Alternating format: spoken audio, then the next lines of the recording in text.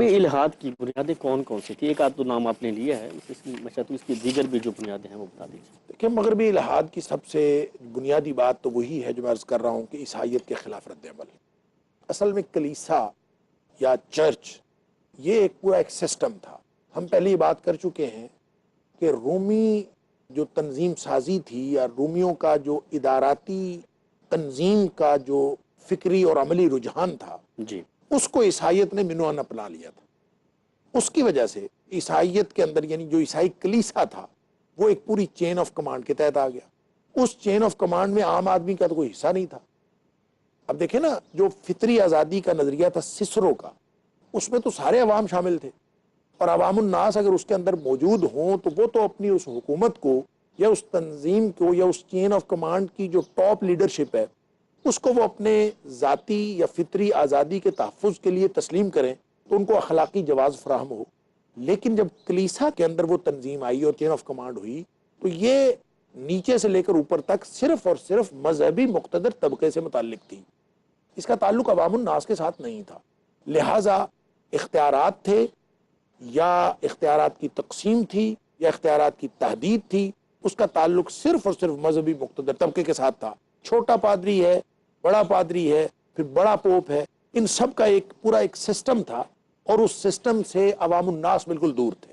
غلبہ اقتدار ہر اعتبار سے، چونکہ مذہبی طور پر یہ لوگ ڈومینیٹ کر رہے تھے، سیاسی طور پر ان لوگوں نے ڈومینیٹ کیا، آخرت کا جو کفارے کا تصور تھا حضرت عیسیٰ علیہ السلام کے حوالے سے اور آخرت میں نجات کا تصور تھا، اس کے ذمہ داران بھی یہی تھے اور اس کے لیے سرٹیفکیٹ دینے والے بھی یہی تھے۔ لہٰذا ایک کلیسا کے اقتدار کی تاریخ، تو ظاہر ہے کہ جب کسی کے پاس اقتدار آتا ہے تو وہ پاورز جو ہیں اور جو با اختیار قوتیں ہیں وہ کرپٹ تو ہوتی ہیں، اس میں کرپشن تو آتی ہے۔ یہی وہ کرپشن ہے جو کلیسا کے اندر آئی، اور اس کو کلیسا کے مظالم بھی کہا جاتا ہے، اور یہ بڑا آرگنائزڈ تھا۔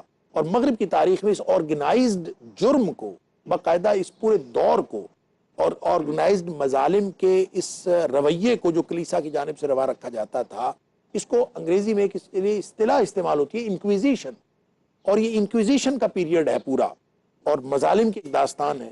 تو ظاہر ہے اس کے اگینسٹ پھر ریوالٹ تو ہونا تھا، اور ایک رد عمل کی تحریک اٹھی۔ یہ رد عمل کی جو تحریک تھی وہ بھی اٹھانے والا، تحریک شروع کرنے والا مارٹن لوتھر تھا۔ مارٹن لوتھر فرانس سے، زوینگلی جو تھا وہ اٹلی سے، اور اسی طرح جان کیلون سوئٹزرلینڈ سے۔ یہ سارے لوگ تھے جنہوں نے مذہب کی اصلاح کے نام پر، جس کو کہتے ہیں ریفارمیشن، انگریزی میں کہتے ہیں ریفارمیشن کی تحریک اٹھی۔ بنیادی طور پر اصل میں تحریک یہ اٹھی تھی، اس میں اور کچھ بھی نہیں تھا، بنیادی نقطہ ایک تھا کہ بائبل کی تشریح کا جو حق صرف مذہبی مقتدر طبقہ کو ہے، کلیسا کو ہے، وہ عام آدمی کو بھی ملنا چاہیے۔ ان کو خود بائبل کی تشریح کا حق ملنا چاہیے، بائبل پڑھنے کا حق ملنا چاہیے، اور جو وہ اس سے سمجھیں اس پر عمل کرنے کے لیے بھی با اختیار ہوں۔ اب سمجھیے ذرا بات کو، شکوہ تو تھا پوپ کے مظالم سے، لیکن اس تحریک کی بدولت، ریفارمیشن کی بدولت، جو کہ یورپ کے اندر ہماگیر تحریک تھی، اس تحریک کی بدولت پوپ کے اقتدار اور اتھارٹی کو چیلنج کر دیا گیا۔ جو اتھارٹی تھی پوپ کی وہ بالکل چیلنج کر دی گئی، اور یہ ایک نیا مذہب جس کو آپ کہتے ہیں، آج کل بھی ہم پروٹیسٹنٹ اور کیتھولک دو مختلف جو حصے ہیں عیسائیت کے ہم دیکھتے ہیں، تو پروٹیسٹنٹ مذہب کی ابتدا جو ہے وہ ریفارمیشن سے ہوئی ہے، تحریک اصلاح مذہب سے۔ اور اس کے علاوہ نشأت ثانیہ ایک کہا جاتا ہے جس کا ذکر پہلے بھی آیا، کہ رینیول آف سائنسز، انگریزی میں اس کو کہتے ہیں رینیسنس، اور رینیساں بھی اس کا تلفظ کیا جاتا ہے۔ نشأت ثانیہ، تو کس چیز کی نشأت ثانیہ؟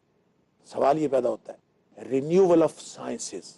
اس سے پہلے جو علوم تھے ان کی روایت اور تھی، اس سے پہلے جو فکر تھی وہ روایت سے جڑی تھی۔ اب یہ بالکل نئے علوم پھوٹ رہے ہیں، اور یہ عقلیت کی بنیاد پر پھوٹ رہے ہیں، یونانی فلسفے کی بنیاد پر پھوٹ رہے ہیں، رومی طرز فکر اس کے اندر موجود ہے۔ یہ کس روایت سے جڑے ہیں؟ رومی طرز فکر و عمل، اور اس کے پیچھے ہے یونانی۔ تو اس کا مطلب ہے یہ وہ عقلی طرز فکر ہے جس پر جدید مغرب استوار ہو رہا ہے، یعنی عقلی طرز فکر کی بنیاد پر۔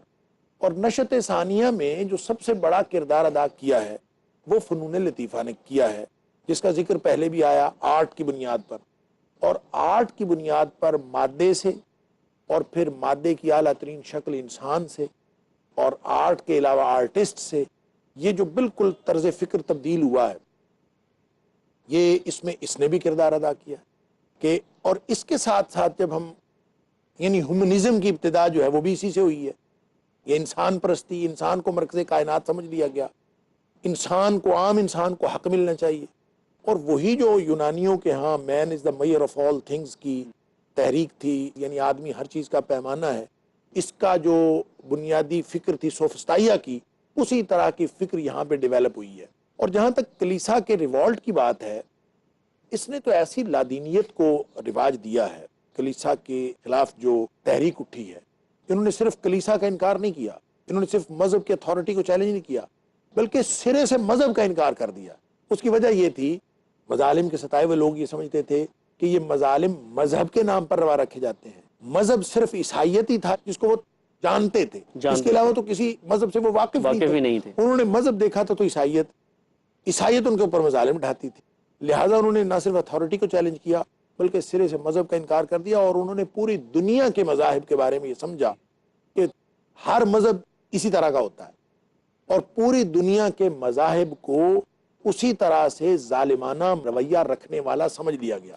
لہٰذا آج تک جو ہم سمجھتے ہیں کہ مذہب کے خلاف جو رویہ اور لادینیت کا رویہ، اسی نے بیج بوئے ہیں مغرب کی جدید فکر کے اندر، اور مغرب کی جدید فکر اسی لا مذہبی رویے کی بنیاد پر کھڑی ہے۔ سائنسی طریقہ کار کا بھی ذکر غالباً ملتا ہے ان کی بنیادوں میں، اس کے بارے میں تھوڑا سا روشنی فرما دیجیے۔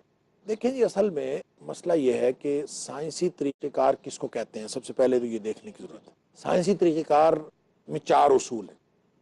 سب سے پہلے مشاہدہ کے بعد مفروضہ، کوئی چیز آپ دیکھتے ہیں، دیکھنے کے بعد آپ مفروضہ قائم کرتے ہیں کہ یہ فلاں چیز ہوگی۔ اب وہ فلاں چیز ہے یا نہیں ہے، وہ تجربے سے ثابت ہوگا، ایکسپیریمنٹ، اور اس تجربے کے بعد پھر کلیہ نکلے گا، یا قاعدہ بنے گا، یا اصول بنے گا، یا قانون بنے گا، ٹھیک، یا نظریہ بنے گا۔ اب مشاہدہ، مفروضہ، تجربہ اور اصول یا نظریہ، یہ جو فکر ہے اس کو کہتے ہیں سائنسی طرز فکر۔ یہ سب سے پہلے فرانسس بیکن نے یہ تصور دیا، اور اس کی وجہ یہ تھی کہ انسان کی جب روایت سے یہ کٹا، اس فکری روایت سے، اس مذہبی روایت سے کٹا، تو اس کے غور و فکر کا اور اس کے ساری جو توجہ کا جو مرکز تھا وہ مادہ تھا۔ آرٹ بھی اسی میں آتا ہے، فنون لطیفہ بھی اسی میں آتے ہیں، اور باقی ساری چیزیں، اور مادی مفادات آتے ہیں۔ ان ساری چیزوں کی بنیاد مشاہدہ تھا۔ بائبل کی ان ساری باتوں کا انکار کیا گیا جو غیبیات پر مشتمل تھیں، جن کا تعلق ایمانیات کے ساتھ تھا۔ اب چونکہ ہر فرد کو بائبل کی تشریح کا حق حاصل ہو گیا، لہٰذا علم کی بنیاد صرف یہ قرار پایا کہ جہاں مشاہدہ ہوگا وہاں سے علم کا آغاز ہوگا، اور جو چیز مشاہدے میں نہیں آتی، ماورائے مشاہدہ ہے، ماورائے حس ہے، اس کا انکار کر دیا جائے۔ اس لیے سائنسی طریقہ کار کی جو رینیول آف سائنسز ہوئی ہے، اس سے پہلے علوم غیبیہ بھی ہو سکتے تھے، اس سے پہلے علوم الہیہ بھی ہو سکتے تھے، ڈیوائن نالج ہو سکتا تھا۔ اب جس چیز کو نالج کہا جا رہا ہے اس کی بنیاد مشاہدہ ہے، اس کی بنیاد عقل ہے۔ اگر آپ کسی چیز کو محسوس کر سکتے ہیں، اگر کسی چیز کو آپ دیکھ سکتے ہیں تو وہ چیز ہے، اور اگر کوئی آپ کسی چیز کو نہیں دیکھ سکتے تو وہ چیز نہیں ہے۔ وہ ڈیکارٹ نے کہا تھا کہ میں چونکہ سوچتا ہوں اس لیے میں ہوں، یعنی اپنے وجود کا اقرار صرف اسی بنیاد پر ہے، اور یہی علوم کی بنیاد قرار پایا جو فرانسس بیکن کا دیا ہوا سائنسی طریقہ کار تھا۔